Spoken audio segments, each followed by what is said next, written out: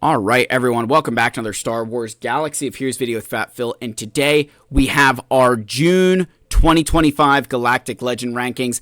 Again, I do this video every so often. I just kind of rate the Galactic Legends. I give you what I think their ranking is. Again, this is based on the characters in the game. This is based off of their performance. We don't take Datacrons too much into discussion here in regard to like, oh, this one or... But we will be talking about some focused Datacrons today because there's some big things going on right now. There have been some changes. There's some stuff that needs addressed. So we're going to make sure that we cover all of this in the video today. So go ahead, guys, like and subscribe, comment down below.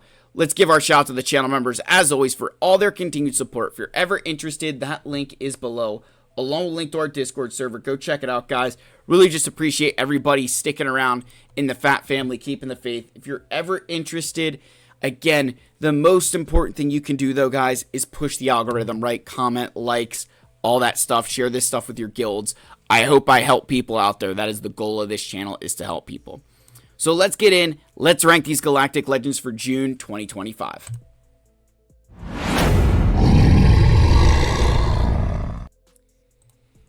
Now, again, for those of you who are not as familiar with this, we are looking at all game modes. We are using the assumed teams, and we're going to be realistic, right? We're not going to try to get into the weeds. We're not going to get into the minutia. We're just going to be, all right, as honest as we can. Here's kind of where we think these GLs are. And again, with that all game modes in mind, that's Conquest, TB, Territory Wars, GAC. I know a lot of times we heavily weight Grand Arena, but you've got to take the full piece of the puzzle here. When looking at this stuff, we've got to be looking at it that way. So, Sith Eternal definitely still is the worst. The gap is continuing to get closer. The gap is continuing to close to other Galactic Legends. The bigger thing with him is that he still needs the babysitters, and then once you get Bane, that does open up some things at higher levels, but Bane is still not completely a cheat code. It's still not completely a win code for Sith Eternal. He still does need, gotta be careful. You don't take it on the wrong team or else you will lose. So I do really like this character. I do really like this, but they're still, especially without that defensive viability, is always going to hurt them. There's no defensive viability. Once you get into territory battles, you can't just two-man these missions as much as I would love to and much as Agnards would love to. It's not realistic. So, Sith Eternal's still staying at the bottom. Next is JML, right? JML is one of these characters that, yeah, look, he's good. He just ain't, I want to say he's not great. He's good, just not perfect, right? The thing with Jedi Master Luke that he struggles with, in my opinion, is he really just does need a lifter unit. A lot of his kit just kind of outdated, not quite as good as it once was. Every other GL really has gotten some lifts, and he's kind of just stuck here with what he has. The bigger thing between him and Sith Eternal, in my opinion, is PvE content, where he just clears Sith Eternal in terms of utility. The other thing with JML that I do like to give a lot of credit for, he is very versatile. There's a lot of different Jedi, but if you're trying to beat those A++ teams, you need the A++ Jedi, and that can be a problem, for him, right? And defensive viability, very low here. Lord Vader. Now, I still am breaking Lord Vader out from the clones here. We'll cover them later in this list. Lord Vader with his original lineup here, I think this is where they fit. Primarily, that's going to be an offensive team. There's a lot of stuff that will expose them defensively. Still a good team, just not really the powerhouse that he once was. We have Rey. Rey is next. Even with the super teams that can be created for her, there's still some very cheap counters. There's still some things that feel a little bit cheesy that still kind of, can take care of her. The big thing with Rey here is that it is a home for everyone. She's that galactic legend that, hey, you got a light side character, not sure where to throw him with Rey. She's, the GL of Misfits. Very, very solid Galactic Legend. Offensively underrated, in my opinion, because you basically can't lose on offense. The way the AI kind of screws up Ben Solo, and the way they won't really work around Ezra, this team on offense is actually kind of scary. It's just also as scary on defense when you have to go up against it and figure out how the hell you're going to handle it. So, Rey right here above the Lord Vader team. Then we have our Love at First Kiss team, the Kylo, Ben, Rey, whatever the hell you want to call it. This is just so good, man. This team is ridiculous. We're going to talk about this a little bit more detail later. The biggest thing I'm going to say here, the reason why this is now above Rey is it's added some of that potential for Kylo to be able to beat some of the other Galactic Legends where he was completely struggling.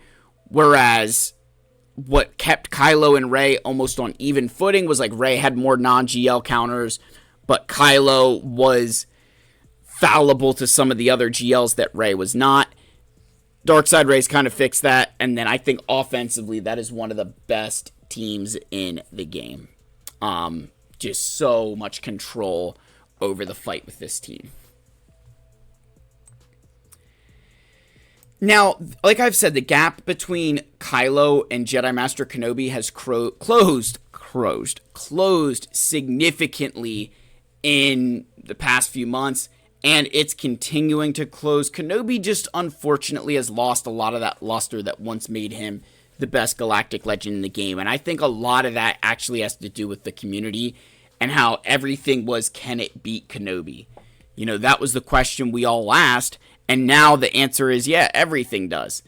But realistically, this is still one of the best teams in the game. It still will beat a lot of Galactic Legends. It is a lot of players' go-to offensive tool because of that ability to beat so many different things. So I really do like Jedi Master Kenobi. I still use him a lot.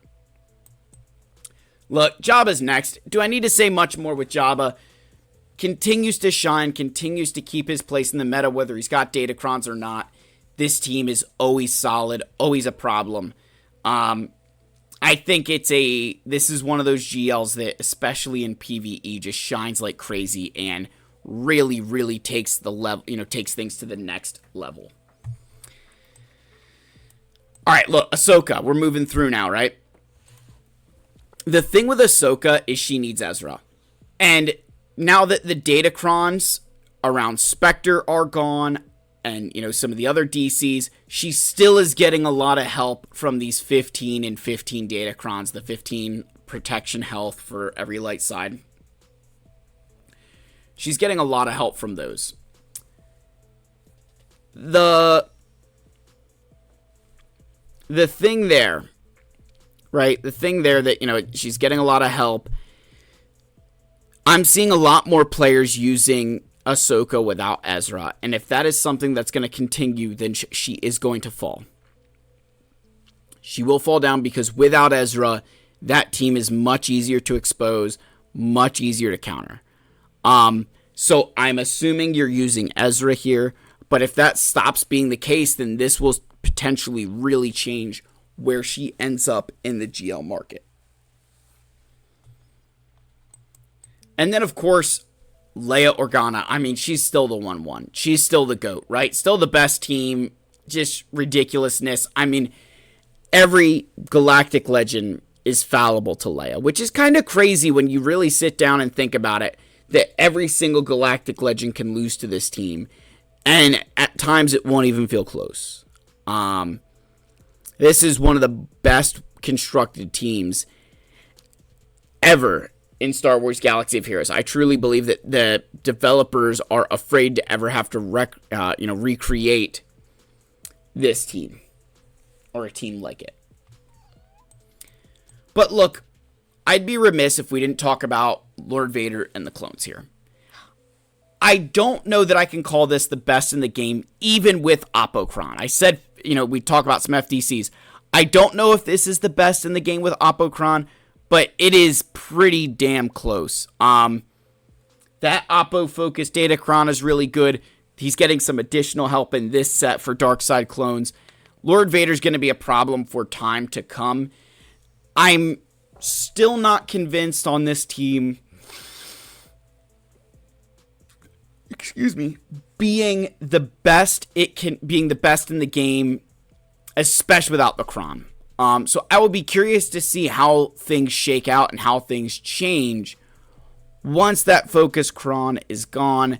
I will be curious to see how these guys react and how they perform without all the bonuses that they're getting.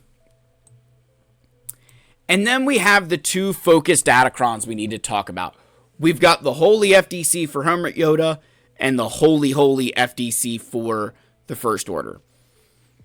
Look, you're going to see it. You're going to have to deal with it. You're going to have to live with it. I really don't know what the answer is, to be honest, here, of which one is going to be better than the other. I'm seeing a lot of players using Rey, but I'm hearing a lot of good things about this team for offense. I feel what I've heard a lot say is this is your offense team and this is your defense team.